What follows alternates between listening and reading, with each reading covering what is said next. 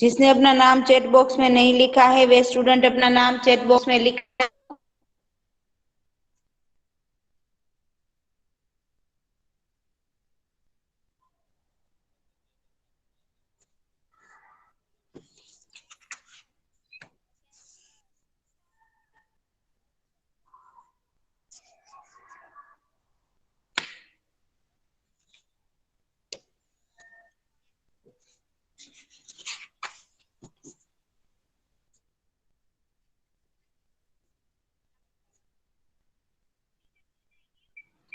सबको अपना नाम चैट बॉक्स में लिखना है। जिसने अपना नाम नहीं लिखा वे चैट बॉक्स के अंदर अपना नाम लिखो बेटा।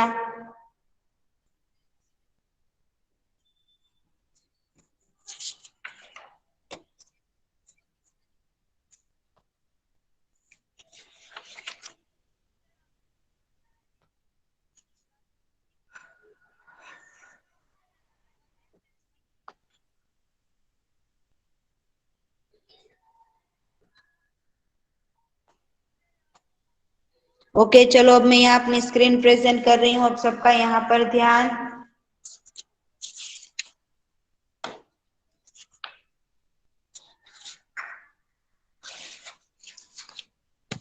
लास्ट 10 मिनट में हमें अटेंडेंस लूंगी और सबके नाम बोलूंगी। ओके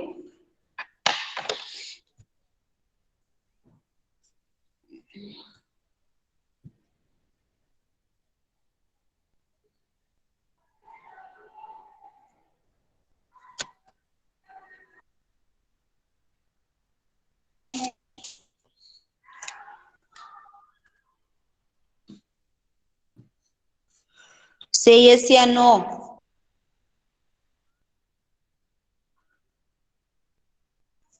हेलो यस सबको टीचर। बेटा। ऑल स्टूडेंट सबको स्क्रीन दिखाई दे रही है? Yes yes. चलो अब माइक्रोफोन ऑफ कर दो। अब सबका यहाँ पर ध्यान। पिछले लेक्चर में हमने पाठ नंबर 4 देश के नाम संदेश इसके बारे में विस्तार पूर्वक अभ्यास किया था। इसमें हमने जाना था कि पत्र के माध्यम से हम दूर बसे संबंधी परिवारजनों तथा मित्रों को अपनी बात आसानी से पहुंचा सकते हैं एवं सरकारी दफ्तरों में अपनी शिकायतें और आवेदन पहुंचा सकते हैं। आजकल दूरभाष, मोबाइल, तार, ईमेल आदि से भी यह कार्य किया जाता है। फिर भी पत्र का अपना विशेष महत्व है। हमारे पूर्व राष्ट्रपति एवं मिसाइल मैन डॉक्टर अबुल फकीर जैनुल आबिदीन यानी अब्दुल कलाम ने नई दिल्ली से 19 मई 2005 के दिन क्या आपके पास देश के लिए 10 मिनट है नाम से देश के नागरिकों को ईमेल किया था। इसमें देशवासियों के मन में देशाभिमान की भावना उत्पन्न हो ऐसी सीख हमें दी है। यहाँ पर पिछले लेक्चर में हमने पाठ नंबर 4 देश के नाम संदेश इसकी एक्सरसाइज को समाप्त किया था। आज हम कविता नंबर यानी कि काव्य नंबर 5 धरती की शान इसके बारे में विस्तार पूर्वक अभ्यास करेंगे। अब सबका यहाँ पर ध्यान। धरती की शान काव्य के लेखक है पंडित भरत व्यास जी, जिसे आप चित्र में यहाँ पर देख सकते हो। पंडित भरत व्यास जी हमारे जाने माने गीत 1918 में राजस्थान के चूरू गांव में हुआ था। अपने कई गीतों की रचना की है। यह गीत सन 1958 में आई हिंदी फिल्म गांव की गोरी से लिया गया है। इस गीत में कवि ने मनुष्य को good morning teacher. Good morning बेटा। चलो अपना माइक्रोफोन ऑफ करके चैट बॉक्स में नाम लिख लो। ओके। मनुष्य ने अपनी बुद्धि और कठोर परिश्रम के आधार पर जल, स्थल और आकाश में कई उपलब्धियां अर्जित यानी पाई है। मनुष्य प्रकृति को बहुत सीमा तक मनुष्य के लिए कोई भी कार्य असंभव नहीं है। मनुष्य जो चाहे वह कर सकता है। यही भाव काव्य में अंतर्निहित है और यही बात मनुष्य की महानता का प्रमाण है। तो चलिए पहले हम कविता का गान करेंगे, उसके पश्चात हम कविता के सरल अर्थ को समझेंगे। धरती की शान तू भारत की संतान, धरती की शान तू भारत की संतान, तेरी मुट्ठियों में बंद तूफान है रे, मनुष्य तू बड़ा महान है। तू जो चाहे पर्वत पहाड़ों को फोड़ दे, तू जो चाहे नदियों के मुख को भी मोड़ दे, तू जो चाहे माटी से अमृत निचोड़ दे, तू जो चाहे धरती को अंबर से जोड़ दे। अमर तेरे प्राण मिला तुझको वरदान, तेरी आत्मा में स्वयं भगवान है रे, मनुष्य तू बड़ा महान है। नैनों में ज्वाल तेरी गति में भूचाल, तेरी छाती में छिपा महाकाल है। पृथ्वी के लाल तेरा हिमगिरी सा भाल, तेरी भुकुटी में तांडव का ताल है। निज को तू जान जरा शक्ति पहचान, तेरी वाणी में युग का आह्वान है रे, मनुष्य तू बड़ा महान है। धरती सा धीर तू है अग्नि सा वीर, धरती सा धीर तू है अग्नि सा वीर, तू जो चाहे तो काल को भी थाम ले।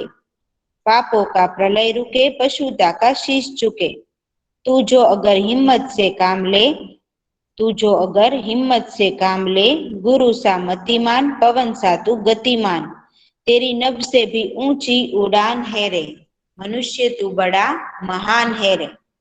सो हमने कविता का गान किया। अब हम कविता की काव्य पंक्ति को पढ़ते जाएंगे और उसके सरल अर्थ को समझते जाएंगे। पहली काव्य पंक्ति है, धरती की शान तू भारत की संतान, तेरी मुट्ठियों में बंद तूफान है रे, मनुष्य तू बड़ा महान है। इसका अर्थ होगा, हे भारत के पुत्र, तू इस धरती का गौरव है।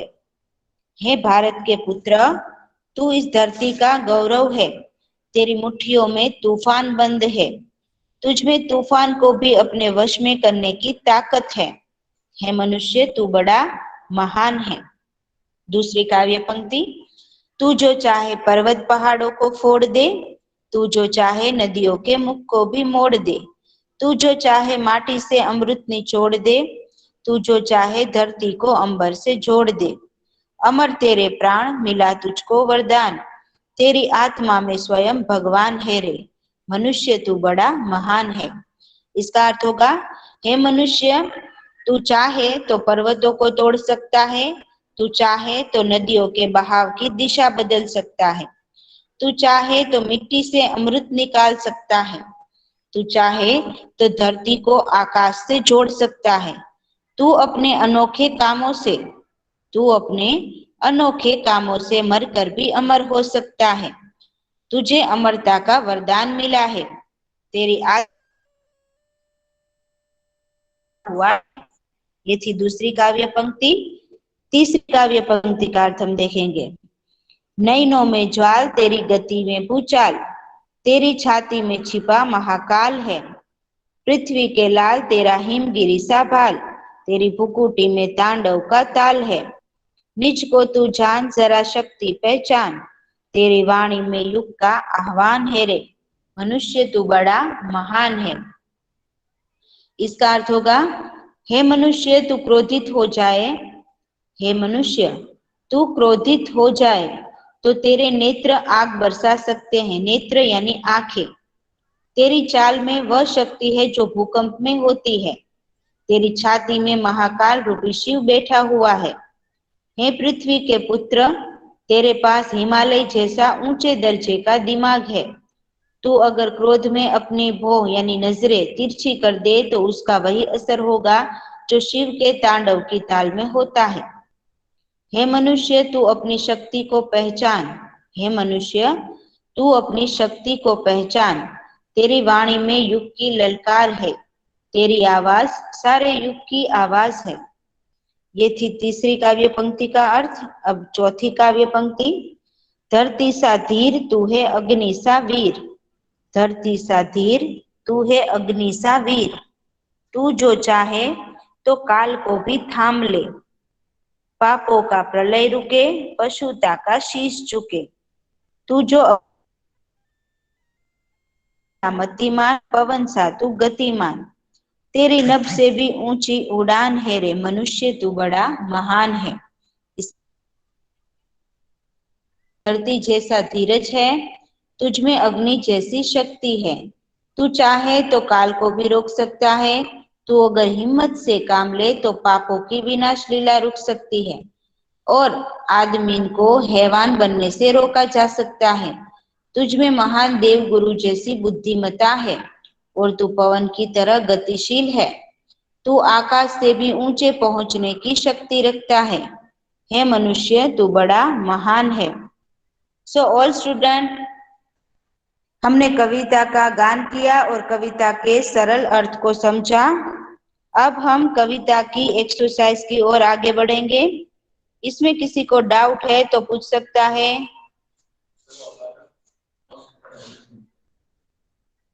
इसमें किसी को डाउट है तो पूछ सकता है। इसके बाद हम एक्सरसाइज शुरू करेंगे। No teacher. ओके,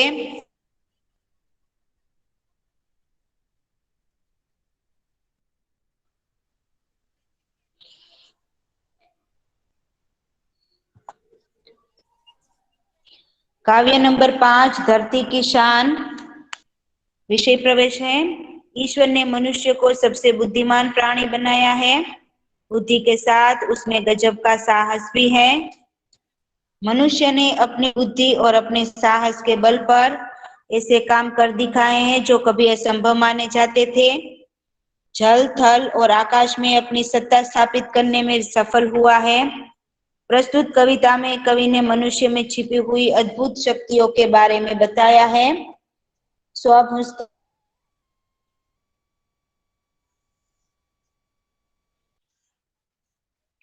शान तो वैभव या गौरव, फोड़ टुकड़े करना, नदी का मुख तो नदी का प्रवाह, मोड़ना तो दिशा बदलना, निचोड़ना तो किसी चीज को दबाकर उसका रस निकालना, अंबर तो आकाश,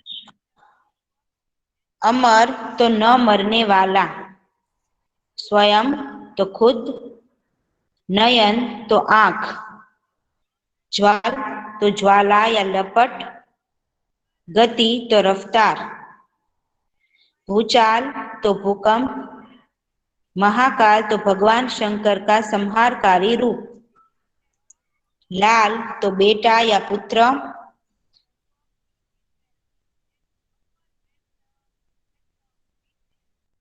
हिमगिरी तो हिमालय, भार तो ललाट या कपाल, भ्रुकुटी तो भौं यानी क्रोधादि में भौं को तिरछी करना, भ्रुकुटी में भौं यानी नजर, तांडव तो भगवान शिव का भयानक नृत्य, ताल तो लय, निज तो खुद या अपने आप, वाणी तो बोली या आवाज, आह्वान तो ललकार या पुकार, धीर तो धीरज वाला यानी सब्र वाला, काल तो समय, प्रलय तो विनाश लीला या विस्तृत भूभाग में होने वाली भयंकर बर्बादी, जिसे भूकंप भी कहेंगे, पशुता तो जानवरपन, शीश तो मस्तक, मतिमान तो बुद्धिमान,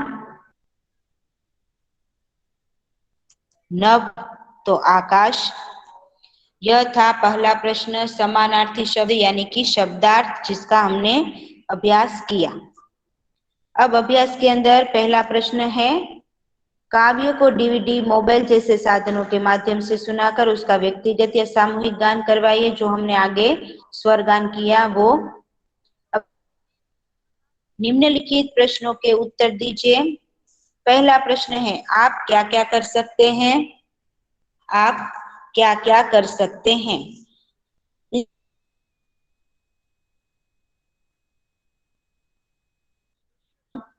मैं साइकिल चला सकता हूँ, मैं पतंग उड़ा सकता हूँ, मैं क्रिकेट और गेंदबाजी कर सकता हूँ। इस तरह मैं बहुत से काम कर सकता हूँ। ये प्रश्न को अगर आपको एग्जाम में इस तरह के प्रश्न है कि आप क्या क्या कर सकते हो, उसमें आपको अपने आप से क्वेश्चन का आंसर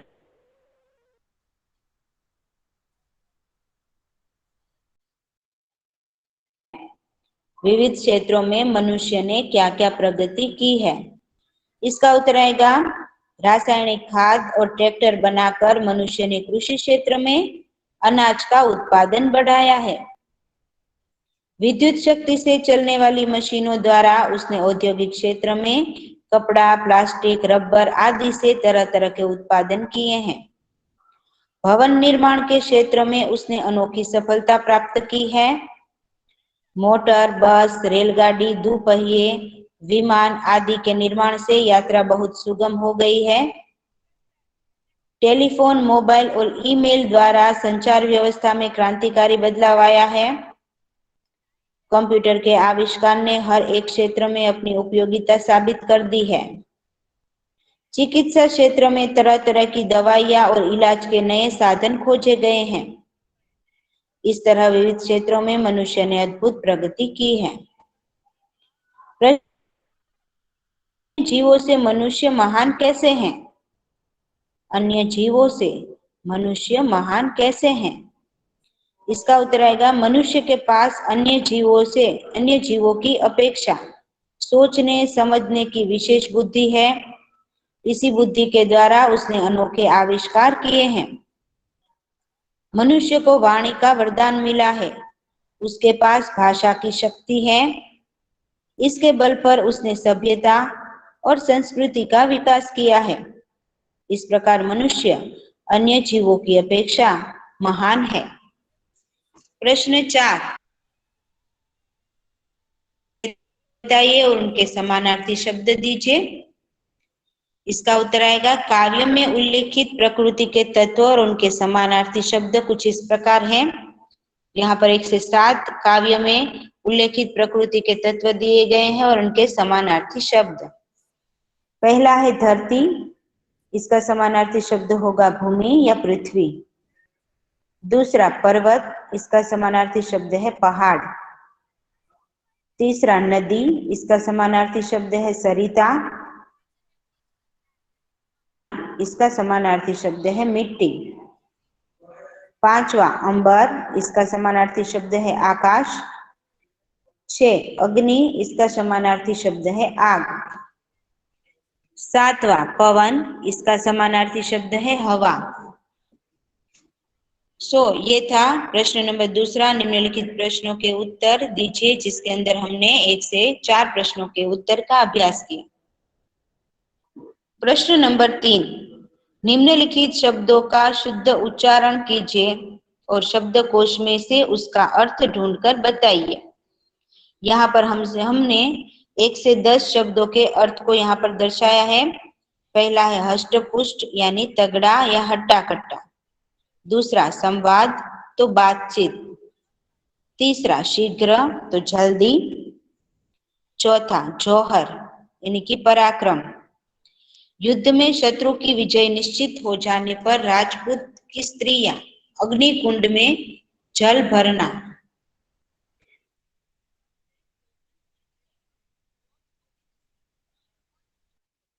अपरिचित।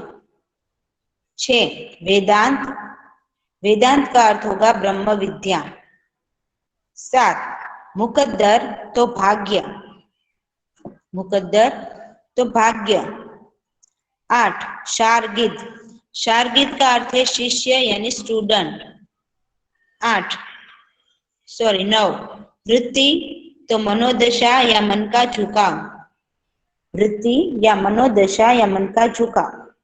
10 स्पष्ट तो साफ साफ, 10 स्पष्ट तो साफ। 3 शब्दों का शुद्ध उच्चारण या उसका अर्थ। प्रश्न 4, निम्नलिखित काव्य पंक्तियों का भावार्थ बताइए। निम्नलिखित काव्य पंक्तियों का भावार्थ बताइए। पहली काव्य पंक्ति है, पृथ्वी के लाल तेरा हिम गिरिसा भाल। पृथ्वी के लाल तेरा हिम गिरिसा भाल, तेरी भूकुटी में तांडव का ताल है। इसका अर्थ होगा, हे पृथ्वी के पुत्र, तेरे पास हिमालय जैसा ऊंचे दर्जे का दिमाग है। तू अगर क्रोध में अपनी भौं तिरछी कर दे तो उसका वही असर होगा जो शिव के तांडव की ताल में होता है। दूसरा, गुरु सा मतिमान पवन सा तू गतिमान। गुरु सा मतिमान पवन सा तू गतिमान, तेरी नभ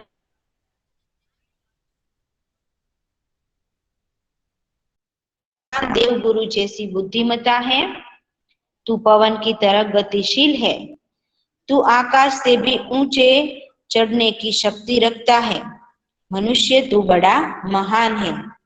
ये था अभ्यास के अंदर पहला प्रश्न स्वर्गान, दूसरा प्रश्न निम्नलिखित प्रश्नों के उत्तर दीजिए। जिसके अंदर पहला प्रश्न हमने देखा आप क्या क्या कर सकते हो, दूसरा प्रश्न विविध क्षेत्रों में मनुष्य ने क्या क्या प्रगति की है, तीसरा प्रश्न अन्य जीवों से मनुष्य महान कैसे हैं, चौथा प्रश्न काव्य में उल्लिखित प्रकृति के तत्व और उनके समानार्थी शब्द, जिसके अंदर हमने 7 तत्वों और उसके अर्थ को बताया। प्रश्न 3 निम्नलिखित शब्दों का शुद्ध उच्चारण कीजिए और शब्दकोश में उसका अर्थ ढूंढकर बताइए, जिसमें हमने 1 से 10 शब्दों के अर्थ को बताया। और प्रश्न नंबर 4 निम्नलिखित काव्य पंक्तियों का भावार्थ बताइए। इसके अंदर हमने 2 काव्य पंक्ति और उसके अर्थ को समझा। स्वाध्याय को हम नेक्स्ट लेक्चर में देखेंगे। आज हम यहाँ तक की एक्सरसाइज रखते हैं। अब मैं सबकी अटेंडेंस यहाँ बेटा मैं सबकी अटेंडेंस अब ले रही हूँ। अब सबका यहाँ पर ध्यान होना चाहिए। ओके, इसके बाद में सब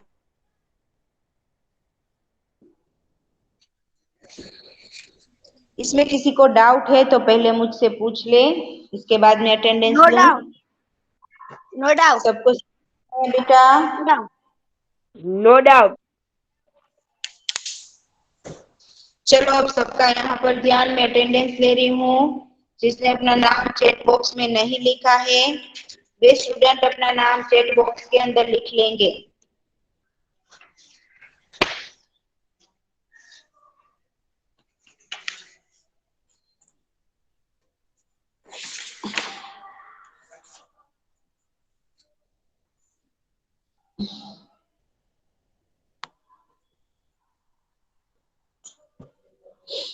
लिख दिया टीचर। हाँ बेटा मैं अटेंडेंस ले रही हूँ, वेट करो। ओके, रोल नंबर बोलो। हाँ नंबर बोलूंगी अभी, वेट करो, मैं अटेंडेंस ले रही हूँ बेटा। मेरी हो गई रोल नंबर 15। बेटा मैं अटेंडेंस सबकी बोलूंगी, 2 मिनट वेट करो। Okay okay.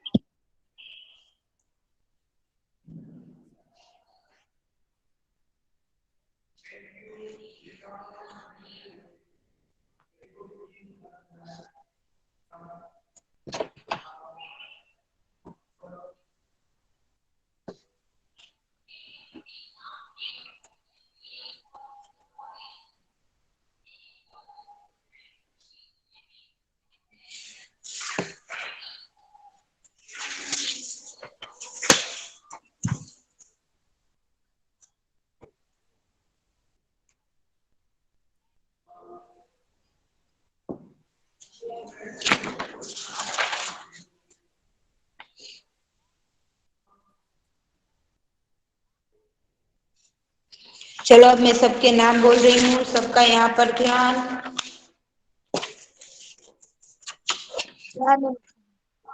आबेदी मिसम अब्बास, होजानी मोहन अली, पुरानी अली असगर, चारणिया मेहंदी हसन, डार मोहम्मद अमीन, डार Mubashir Ali, Dar Sher Ali, Devjani Hussain. Roll number 1 present. हाँ बेटा। गढ़िया मोहम्मद कासिम, गोवाणी अब्बास अली, कपासी मोहम्मद मेहंदी, प्रेजेंट। लेफ्ट हो जाओ। लाखान, हाँ बेटा, लाखाणी मोहम्मद जकवान, मेघाणी मोहम्मद रजा, मुखी अजहर, रजबरिया मेहंदी रजा, नकवी अली जमान और वसाया हसन अली। अब किसका नाम बाकी है, जिसका नाम नहीं आया है?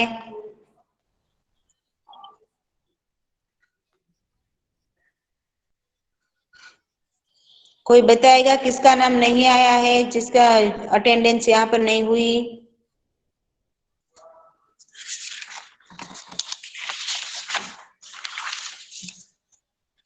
ओजाणी ओनली, तुम्हारा नाम तो आ गया है बेटा।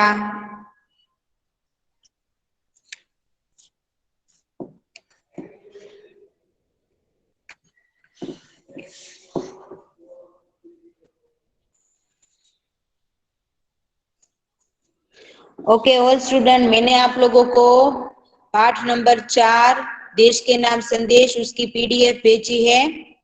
उसमें से आपको पाठ नंबर 4 फेयरबुक में कंप्लीट करना है। ये आपका होमवर्क है जो आपको कंपलसरी करना है। Okay all student understood? All student give me answer बेटा। Understood all of you? Say yes या नो? Yes. आपको लेसन नंबर 1 से शुरू करके 1, 2, 3, 4 चारों लेसन आपको फेयरबुक में कंप्लीट होने चाहिए। ये कंपलसरी करना है, उसके आपको 20 मार्क्स मिलते हैं। ओके सो प्लीज अपनी फेयरबुक कंप्लीट रखना। आपको जब बोला जाएगा तब आपको यहाँ पर फेयरबुक देने के लिए आनी है। ओके ये आपका होमवर्क है पाठ नंबर 4 देश के नाम संदेश, जो आपको कंपलसरी फेयरबुक के अंदर कंप्लीट करना है। मैं जैसे ही लेसन पूरा करती जाऊंगी वैसे ही आपको पीडीएफ भेजती जाऊंगी। पीडीएफ में से आपको कंपलसरी लेसन वाइज सभी लेसन कंप्लीट करने हैं। लेसन 5 पूरा हो जाने के बाद हम लेसन नंबर 5 की पीडीएफ भी आपको ग्रुप में भेजेंगे, जो आपको लेसन नंबर 5 धरती की शान भी कंप्लीट करना है फेयरबुक के अंदर। ओके जिसने भी लेसन 1 to 4 इनकम्प्लीट है, जिसको भी वो फिर प्लीज अपना लेसन कंप्लीट कर ले फेयरबुक के अंदर। अब इसमें किसी को डाउट है तो मुझसे पूछ ले। एनी डाउट दिस लेसन बेटा?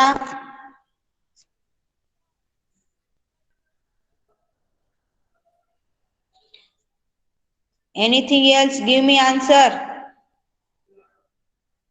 से यस या नो?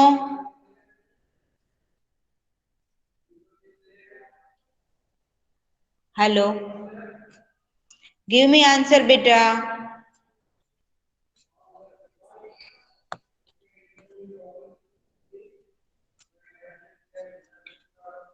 ऑल स्टूडेंट मेरी आवाज सबको आ रही है या नहीं आ रही है? Yes. मैं बोल रही हूँ वो समझ में आ रहा है सबको? Yes. किसी को डाउट है बेटा? No. ओके ऑल स्टूडेंट, हम नेक्स्ट लेक्चर में मिलेंगे। कविता नंबर 5 धरती की शान, इसकी आगे की एक्सरसाइज हम नेक्स्ट लेक्चर में करेंगे। ओके तब तक आप लोगों को फेयरबुक कंप्लीट करनी है। घर पर रहो, स्वस्थ रहो, सुरक्षित रहो। All student thank you and अल्लाह हाफिज।